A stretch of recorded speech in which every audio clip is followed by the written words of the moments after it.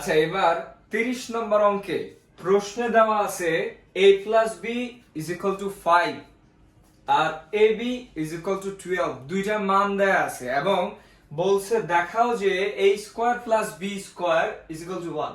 তো এখান থেকে আবারও আমি বলি এই পাশটা কি, লেফট হ্যান্ড সাইড, এই পাশটার নাম কি, রাইট হ্যান্ড সাইড।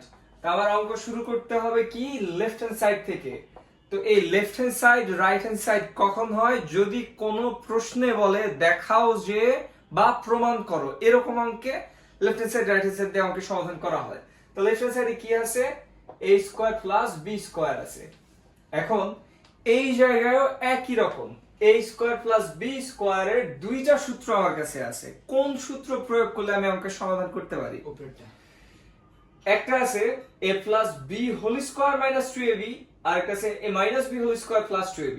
এখন ব্যাপার হলো এখানে আমার কাছে কি কি ভ্যালু আছে, প্লাসেরটা আছে। যদি আমি প্লাসের সূত্রটা এখানে বসাই তো প্লাসের ভ্যালু দেওয়া আছে, মানটা বসে সমাধান করা যাবে।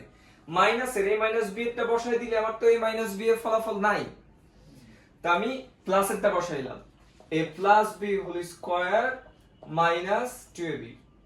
এখানে a প্লাস b এর মান কত, 5, স্কয়ারের স্কয়ার দিলাম, 2 এর জায়গায় 2 দিলাম, ab এর বদলে কত আছে, ab এর বদলে আছে 12, 12 লিখলাম। তো 5 স্কয়ার ইজ ইকুয়াল টু 25 আর 12 ইনটু 2, 12 ইনটু 2 24, মাইনাস করলে 1 হয়। তো অবশ্যই আমার রাইট হ্যান্ড সাইডের সাথে মিলছে।